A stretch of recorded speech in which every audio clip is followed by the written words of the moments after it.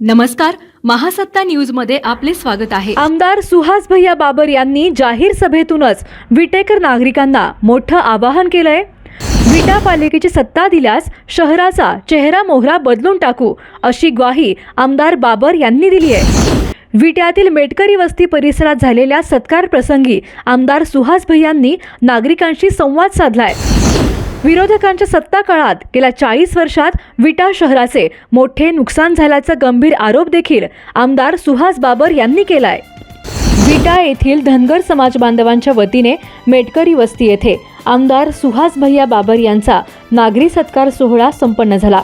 यावेळी जिल्हा बँकेचे संचालक अमोल दादा बाबर, डॉक्टर शीतलताई बाबर, अनिल अप्पा बाबर, रुपालीताई मेटकरी, ज्येष्ठ साहित्यिक रघुराज मेटकरी, सुभाष अप्पा मेटकरी यांच्यासह मान्यवर उपस्थित होते। यावेळी बोलताना आमदार सुहास भैया बाबर यांनी विरोधकांच्या 40 वर्षाच्या सत्ता काळात विटा शहराचे मोठे नुकसान झाले आहे।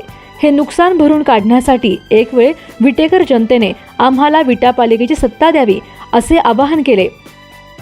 आपण घेऊन काम करायचं असतं, ती जबाबदारी घेऊन आम्ही त्या ठिकाणी काम करण्याचा प्रयत्न करतोय। निश्चितपणे तुम्हाला एवढंच सांगतो की तुम्हाला मी प्रत्येक भाषणामध्ये सांगत असतो विट्यामध्ये की मला नगरपालिका घ्यायची आहे, मला नगरपालिका घ्यायची आहे। घ्यायची म्हणजे काय, त्यात माझा स्वार्थ नाही की नगरपालिकेच्या निवडणुकीनंतर ही नगरपालिका आपल्या ताब्यात असावी। कशासाठी असावी, त्याला काही कारण आहे की मी पंचायत समितीमध्ये काम केले 5 वर्ष, मी जिल्हा परिषदला 5 वर्ष काम केले। सुदैवानं तुमच्या आशीर्वादाने मी विधानसभेमध्ये काम करतोय। पण हे करत असताना एक संधी फक्त आहे की ही नगरपालिकेची सत्ता कशासाठी पाहिजे।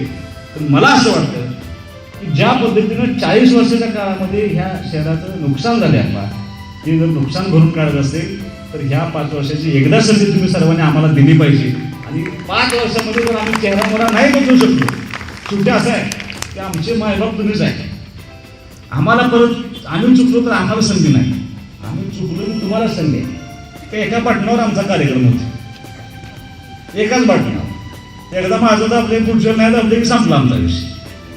त्यामुळे चुकलो आम्ही तर ती जागा सुद्धा दाखवण्याची क्षमता तुमच्यामध्ये आहे। एकदा फक्त संधी द्या, ह्या शहराचा चेहरा मोहरा बदलण्याची जबाबदारी मी त्या ठिकाणी पूर्ण करतोय।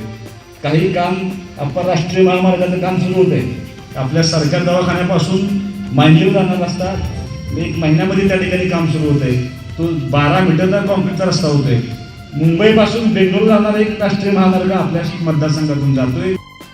तसेच आमदार सुहास बाबर यांनी यावेळी विटा शहरातील बिरोबा मंदिराला क वर्ग क्षेत्राचा दर्जा मिळवून देण्याची, तसेच मेटकरी वस्ती परिसरातील शेतकऱ्यांच्या बांधापर्यंत टेंबूचे पाणी पोहोचवण्याची ग्वाही दिली।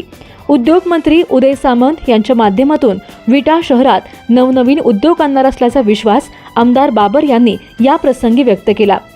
या नागरी सत्कार सोहळ्याला नागरिकांचा उत्स्फूर्त सहभाग लाभल्याचे दिसून आले।